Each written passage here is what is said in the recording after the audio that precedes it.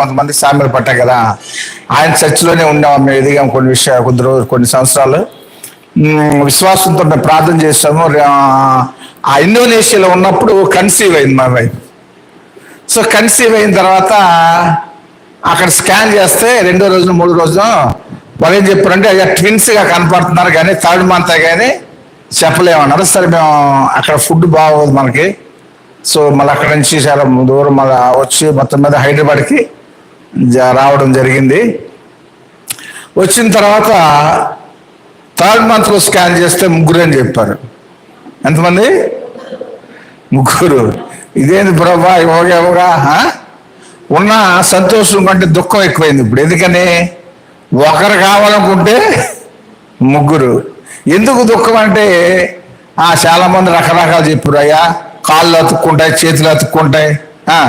తర్వాత ఒకరు తినే ఆహారం ఎంతమంది తినాలి? 3 తినాలి. పిల్లలు ఎదగరు అంటే రకరకాలు ఉంటాయి కదా. ఇంకా సో ఏంటి ప్రభా నువ్వు ఇంత యోగా 7 years తర్వాత ఇస్తున్నావు అని చాలా దుఃఖము ఉన్నా మేము ఎదిగినటువంటి ఆ సంఘాన్ని బట్టి విశ్వాసంతో ప్రార్థన చేయడం. మీరు మన వాక్యం పలికాం కదా, కన్ఫెషన్ అంటాం దాన్ని. ఏమంటాం? కన్ఫెషన్ అంటే వాక్యం ఏం చెప్తుందో దాన్ని పలకటం అనమాట. కాబట్టి ఆ కన్ఫెస్ చేసేవాళ్ళం, ప్రభువా వీళ్ళకి ఏ బలహీనత రాకూడదు, అందరూ క్షేమం ఉండాలని. సరే, అద్భుతంగా 2008లో మరి సర్జరీ అయింది. మీరు ఎక్స్పెక్ట్ చేయండి, అందులో ఆడపిల్లలు ఎంతమంది, మగపిల్లలు ఎంతమంది? అమ్మా నువ్వు చెప్పు. సరే, మగపిల్లలు 2, ఒక ఆడపిల్ల. హల్లెలూయా. 2 అబ్బాయిలు, 1 అమ్మాయి. సరే, మంచిది. ఇందులో మళ్ళీ ఇంకో సాక్ష్యం ఏంటంటే నా భార్యకి 3 అన్నయ్యలు. ఆయన పెద్ద ఆయనకి పిల్లలు ఉన్నారు, చివరానికి మధ్యలో ఆయనకి పిల్లలు లేరు.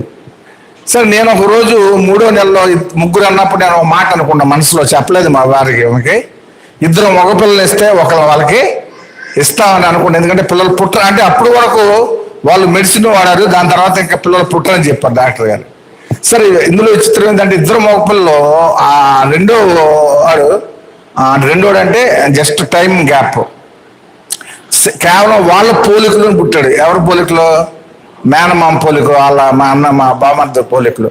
సో మేము అనుకున్న ప్రకారం నెలలోపే పెట్టిన వాళ్ళకి ఇచ్చేసాం. సో దేవుడు అద్భుతంగా తర్వాత పాప బాబు మరి వాళ్ళు ఇప్పుడు ఇంటర్మీడియట్ చదువుతున్నారు.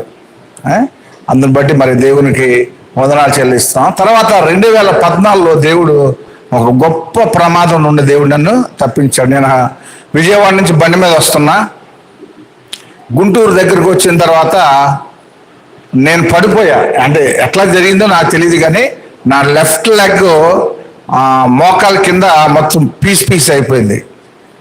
విచిత్రం ఏంటంటే తలకి హెల్మెట్ లేదు. ఏం లేదు, తలకి హెల్మెట్ లేదు. తలకి చిన్న దెబ్బ కూడా తగలకుండా దేవుడు కాపాడు. అందుకే ఆయన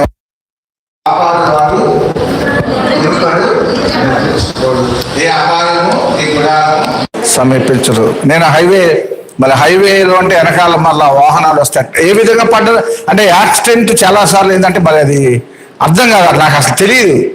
మళ్ళీ హాస్పిటల్కి వెళ్ళి దాకా తెలియదు. గుంటూరు జనరల్ హాస్పిటల్లో ఎవరో నేషనల్ అంబులెన్స్లో ఎవరో తీసుకెళ్ళి జాయిన్ చేశారు. సో కాలు బాగా ఇన్ఫెక్షన్ అయిపోయింది, పల్స్ భయంకరంగా రోజు చీము కారుతూ ఉండేది. అలాగా మొత్తం 4 సర్జరీలు చేశారు. 4 సర్జరీలు చేసేటప్పటికి నా రూపం మారిపోయింది.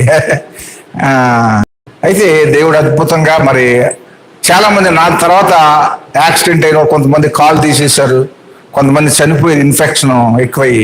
దేవుడు నన్ను క్షేమంగా తన కృపలో భద్రపరిచాడు. దాని తర్వాత మళ్ళా దుష్టుడు ఇంకా తర్వాత డిప్రెషన్ ద్వారా నన్ను చాలాసార్లు బాధించాడు. అయినప్పటికీ దేవుడు ఆ డిప్రెషన్ నుండి తప్పించి దేవుడు క్షేమంగా ఉంచాడు. ఎందుకంటే దేవుని వాక్యం సెలవిస్తుంది,